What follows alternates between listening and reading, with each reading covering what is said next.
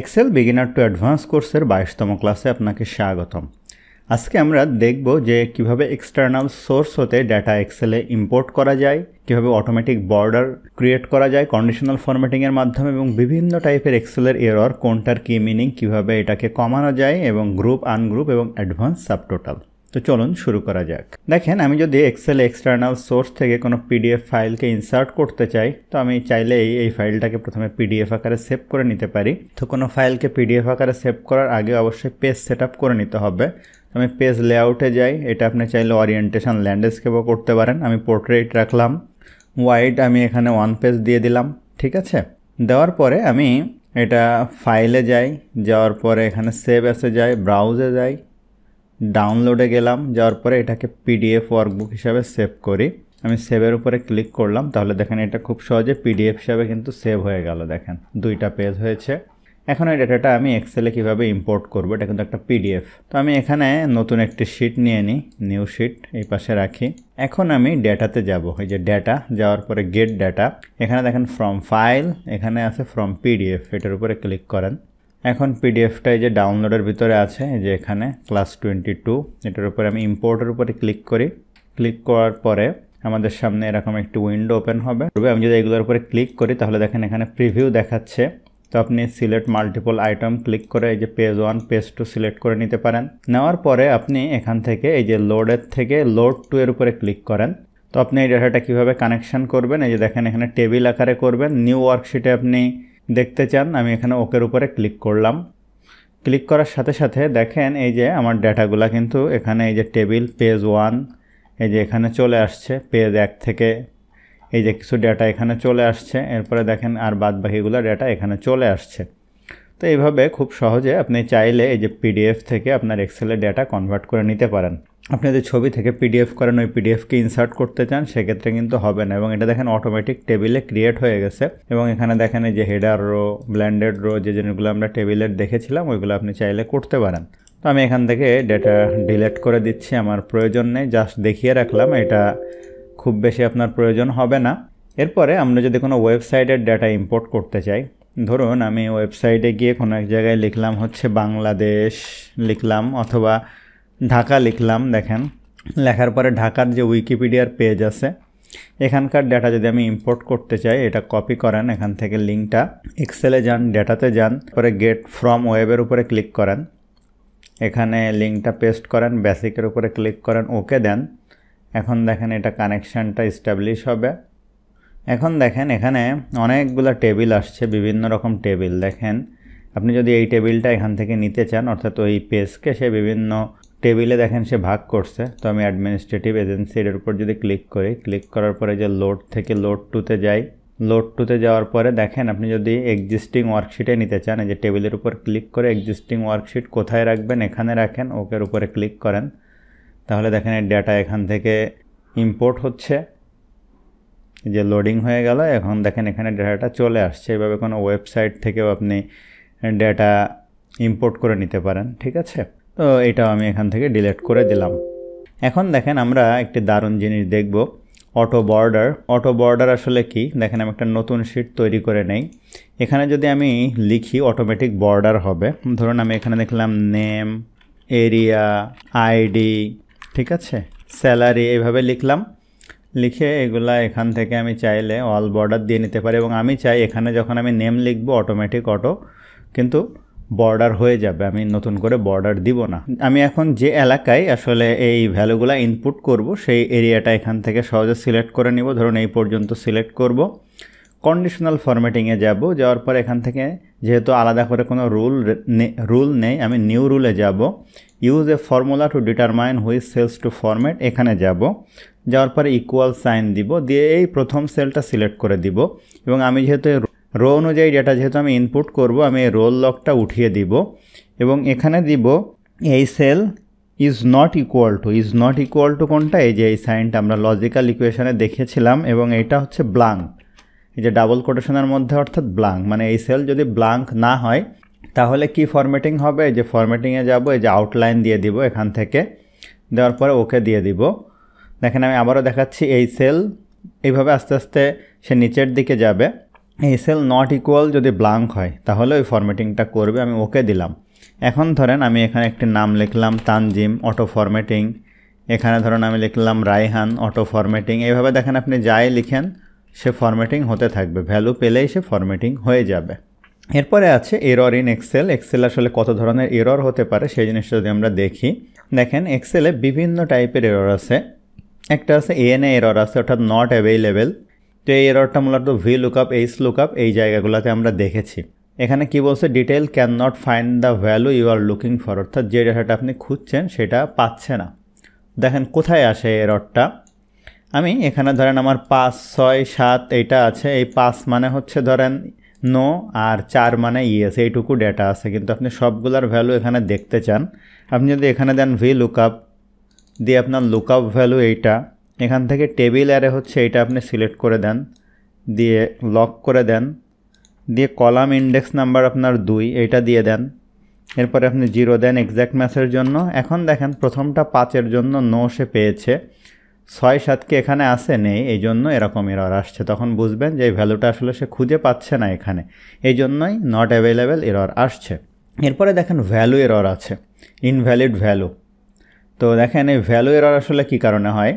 আপনি ধরেন কোনো একটা ফর্মুলা লিখছেন, নিজেই একটি ফর্মুলা, আপনি এখানে দিলেন হচ্ছে 4, এখানে দিলেন ধরেন 5, এই দুইটা আপনি এখন যোগ করবেন, 4 যোগ 5 তাহলে 9 হলো। কিন্তু কোনো কারণে এই 5-এর এখানে যদি আপনি দিয়ে ফেলেন টি বা কে, একটি টেক্সট ভ্যালু, তখনই দেখেন ভ্যালু এরর আসে।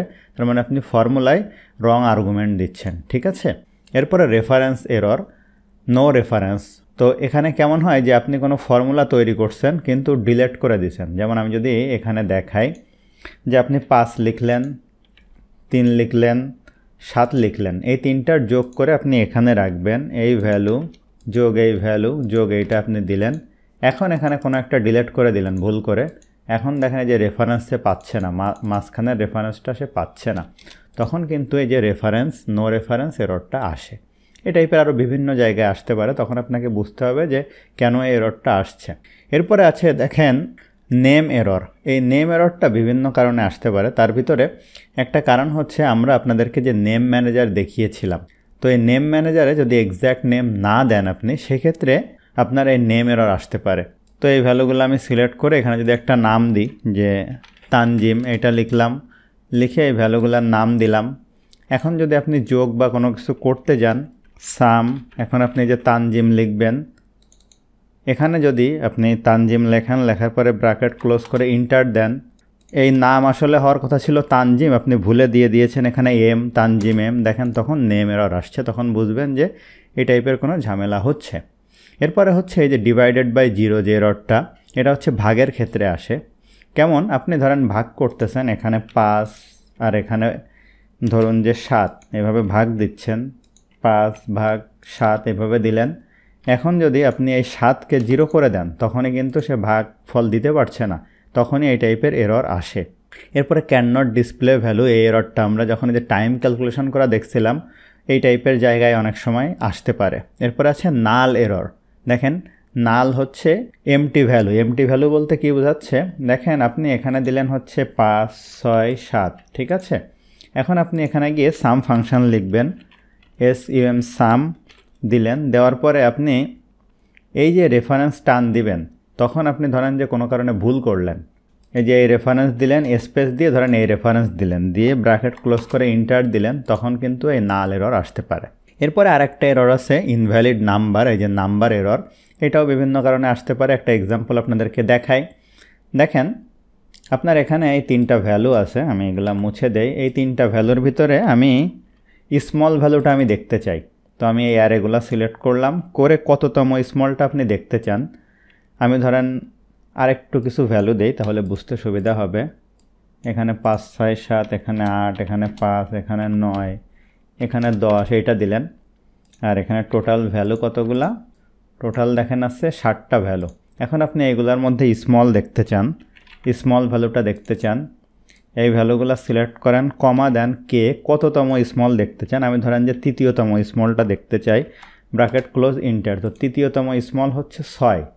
এখন এখানে ভ্যালুই আছে 60টা, আপনি যদি 7-এর জায়গায় এখানে যদি 8তম স্মল দেখতে চান, একে কি রিটার্ন দিতে পারবে? পারবে না। তখনই এই নাম্বার এরর আসতে পারে। তো এরকম বিভিন্ন টাইপের এররগুলো আপনার জানা থাকলে কাজ করতে কিন্তু সুবিধা হবে। এরপরে আমরা গ্রুপ, আনগ্রুপ এবং অ্যাডভান্সড সাবটোটাল নিয়ে কথা বলবো। দেখেন আমার এখানে একটি বড় ডেটা আছে। এখন এই ডেটার যদি আপনি সামারি করতে বলে, ধরেন নাম অনুযায়ী সামারি করলো, এখানে বিভিন্ন নাম আছে, আপনি চান যে আতিফ আকাশ যে নামগুলো আছে একদম তার নিচের নামে গিয়ে তার সামারি হবে, টোটাল সেলসের সামারিটা চলে আসবে, যেহেতু এখানে অনেক বড় ডেটা। ঠিক আছে, তারপরে এরপরে যার নাম আছে সেলস আলামিনিটি, তার নাম আসবে। তো এরকম নাম কিন্তু এখানে উল্টাপাল্টা থাকতে পারে। ধরেন এখানে এমন হইতে পারে যে এখানে আতিফ আকাশ আছে, এই জায়গায় একটা আসলো আল আমিন, এমন হতে পারে। এখানে আবার আল আমিন একজন আসতে পারে, এরকমই তো থাকে তাই না ডেটার মধ্যে। আবার এখানে গিয়ে আল আমিন যেখানে আছে এখানে হতে পারে আতিফ আকাশ, এরকম হতে পারে। এখন এই ডেটাটা প্রথমে যেটা করতে হবে আমাদেরকে সাজাতে হবে কিভাবে? এই যে আমাদের ডেটার ভিতরে দেখেন এই যে সর্ট ছিল lowest two highest, highest two lowest, এখন এই অনুযায়ী আগে প্রথমে সাজিয়ে নিতে হবে। তো আপনি যে অনুযায়ী ডেটাটাকে প্রথমে সাজাতে চান আপনি অর্ডার প্রায়োরিটি অনুযায়ী দেখতে পারেন, নাম অনুযায়ী। তো আমি যেহেতু নাম অনুযায়ী দেখতে চাই আমি কি অ্যাকাউন্ট ম্যানেজারের উপরে ক্লিক করলাম, করে ডেটাতে যাওয়ার পরে এখানে এই যে A to Z ক্লিক করলাম প্রথমে, এই অনুযায়ী ডেটাটা সর্টিং হলো। এবার অনেক সময় খেয়াল করেন এই ডাটা কিন্তু উল্টাপাল্টা না হয়ে যায়, অর্থাৎ এই রো আবার চেঞ্জ না হয়, সেটাও খেয়াল রেখেন। তো প্রথমে আলামিনিটিগুলো সব আসছে দেখেন, তারপরে আতিফ আকাশ আসছে, তারপরে অমি হাওলাদার আসছে, এভাবে কিন্তু নামগুলো চলে আসছে। এখন আমরা যেটা করব এই ডেটাটা সিলেক্ট করব, ঠিক আছে। টোটাল ডেটা সিলেক্ট করলাম, করার পরে দেখেন এখানে ডেটার আন্ডারে একটা অপশান আছে সাব টোটাল, এটার উপর যদি আমি ক্লিক করি, এখন এই সাব টোটাল আপনি দেখতে চান কিসের প্রেক্ষিতে? আমি চাই হচ্ছে কি অ্যাকাউন্ট ম্যানেজারের প্রেক্ষিতে। এরপরে আপনি কোথায় আসলে ভ্যালুগুলো দেখতে চান, এই যে সাব টোটালে দেখতে চান, আপনি এখান থেকে যে রিটেল প্রাইসে দেখতে চান, সাম দেখতে পারেন, কাউন্ট দেখতে পারেন, ঠিক আছে। আমি ধরেন সাম দেখতে চাই। এরপরে দেখেন রিপ্লেস কারেন্ট সাব টোটাল, যদি কোনো সাব টোটাল এখানে এক্সিস্টিং থাকে সেইটা আবার উঠে যাবে, তো এটা আপনি অন করে দিতে পারেন। আর পেজ ব্রেক বিটুইন গ্রুপস, আপনার যদি দুইটা গ্রুপ থাকে অর্থাৎ একাধিক নামের যেহেতু আছে আমি এর মাঝখানে পেজ ব্রেক দিব, ঠিক আছে। তো আমি পেজ ব্রেকের উপরে ক্লিক করলাম, আর স্যামারি হচ্ছে বিলো ডাটা, আমি ওকের উপরে ক্লিক করলাম। এখন মজার ব্যাপার দেখেন, আমরা যদি উপর দিকে যাই এই যে আলামিনিটি যেখানে শেষ, এই যে আলামিনিটির টোটাল সাব টোটাল এখানে দেখেন চলে আসছে, এই যে আলামিনিটির টোটাল হচ্ছে এই যে 689, আর এখানে সেলস হচ্ছে 17,796। এখন যদি এই যে আতিফ আকাশের টোটাল দেখেন এখানে চলে আসছে, এইভাবে খুব সহজে দেখেন এই সাব টোটালগুলো চলে আসলো। এখন আপনি যদি যেটা করতে চান এই ভ্যালুগুলো যদি কালারিং করতে চান যেন বুঝতে সুবিধা হয়, সেক্ষেত্রে আপনি যেটা করতে পারেন সেটা হলো এই ডেটাটা দেখেন 3 ভাগে ভাগ হয়েছে। যে প্রথম একটা পেজ এখানে কিছু শুধু গ্রান্ড টোটালটা আসছে, 2 নাম্বার যে ভ্যালু এখানে দেখেন যে কয়জন ব্যক্তি তাদের নামের গ্রান্ড টোটালটা আবার আসছে, দেখেন এই যে আলামিনিটি, রাফি হাওলাদার, রাসেল আমিন, ঠিক আছে। এরপরে 3 তো আপনার হচ্ছে যে আপনি ভেঙে ভেঙে আসছে তাই না। তো আমি যদি 2-এর উপরে যাই এখানে আলাদা আলাদা করে দেখেন এখান থেকে একবারে যেহেতু নিচে পেয়ে যাচ্ছে, এগুলা যদি আপনি কন্ট্রোল বাটন প্রেস করে সিলেক্ট করেন, করার পরে আপনি যদি এখান থেকে হোম থেকে কোনো একটা কালার এখানে দিয়ে নেন, ঠিক আছে, দেওয়ার পরে বর্ডার দিতে পারেন, দেওয়ার পরে আপনি এখন এই যে পেজ 3-তে যান, দেখেন আমরা নিচের দিকে ওই জিনিসটা এখানে অটোমেটিক চলে আসছে, দেখেন কত সুন্দরভাবে। ওই এখানে বারবার দেওয়া লাগলো না, এক জায়গায় গিয়েই আমি কিন্তু এই জিনিসটা দিতে পারলাম। এখন যদি আপনি প্রিন্ট প্রিভিউ দেখেন, কন্ট্রোল পি বাটন প্রেস করি, তাহলে দেখেন এই যে আলামিনেরটা এই পেজে আসছে, তারপরের পেজটা অনেক বড়, এই যে আতিফ আকাশের পরে এই দেখেন এখানে শেষ। এখন দেখেন এখানে আরেকটু পেজ সেট আপ করার আছে, পেজ লেআউট থেকে আমরা এটা ওরিয়েন্টেশন থেকে ল্যান্ডস্কেপ করব, আর অটোমেটিক থেকে এখান থেকে করব এক পেজ। এখন দেখেন তাহলে বুঝতে সুবিধা হবে। আরেকটা জিনিস আমরা করে নিব, সেটা হচ্ছে প্রিন্ট এরিয়া থেকে প্রিন্ট টাইটেলস থেকে রো টু রিপিট আর টপ, এই জিনিসটা আমরা টপে রিপিট করব। এখন কন্ট্রোল পি দেন, দেখেন এই আলামিনটিরটা এক পেজে আসছে, তারপরে এই যে আতিফ আকাশ যেটা এটা এক পেজে তো ধরবে না, দ্বিতীয় পেজে এসে আসছে। এরপরে দেখেন এই যে অমি হাওলাদারেরটা এই পর্যন্ত এসে শেষ হয়ে যাচ্ছে, রাফি হাওলাদারেরটাও যে পর্যন্ত আছে শেষ হয়ে গেছে, ঠিক আছে, রাসেল আমিনেরটা ওইভাবে এসে শেষ হয়ে গেছে। অর্থাৎ আপনি প্রত্যেক কি অ্যাকাউন্ট ম্যানেজার অনুযায়ী কিন্তু এই যে ব্রেক করে নিয়েছিলেন আমরা যেটা গ্রুপের মধ্যে করেছিলাম। এখন দেখেন এই বাম পাশে আপনার যে আউটলাইন দেখাচ্ছে, আপনি এই আউটলাইন কিন্তু এখান থেকে এই যে ক্লিয়ার আউটলাইন করে দিলে এই আউটলাইন আর দেখাবে না। আবার যদি অটো আউটলাইন দেন তাহলে আউটলাইনটা চলে আসবে। এখন দেখেন আমি যদি এই প্রথম থেকে এই পর্যন্ত সিলেক্ট করলাম, করে এখান থেকে গ্রুপ করে দিলাম, এরপরে ধরেন এখান থেকে এই পর্যন্ত সিলেক্ট করলাম, করে এখান থেকে গ্রুপ করে দিলাম। এখন যদি দেখেন এইটুকু আমি মাইনাসের উপর ক্লিক করি, এখান থেকে মাইনাসের উপর ক্লিক করি, এইটুকু দেখেন হাইড হয়ে যাবে। এখন কিন্তু আপনি এই ডেটাটুকু খুব সহজেও কিন্তু প্রিন্ট দিতে পারবেন, অর্থাৎ এখান থেকে যে গ্রুপ আনগ্রুপ করে আপনি ডেটাটা হাইড আনহাইড করে নিতে পারবেন, যে জিনিসটা আমরা ম্যানুয়ালিও এখান থেকে হাইড আনহাইড করতে পারি। এখান থেকে এই যে আনগ্রুপ থেকে ক্লিয়ার আউটলাইন যদি করে দিই তাহলে এই জিনিসটা আবার চলে যাবে। এই জিনিসটা আপনি ম্যানুয়ালিও হয়তো করতে পারতেন, কীভাবে যে ফিল্টার করে করে এক জায়গায় ডেটা এনে এখানে সাবটোটাল দেখতে পারতেন, যেটা আমরা আগে করেছিলাম। তো এইটাও আপনারা যারা বিগ ডেটা অ্যানালাইসিস করেন তাদের হয়তো প্রয়োজন হতে পারে, সেজন্য আপনাদেরকে দেখিয়ে দিলাম। তো আশা করছি ভিডিওটি হেল্পফুল ছিল। কথা হবে পরবর্তী ভিডিওতে। ধন্যবাদ সবাইকে।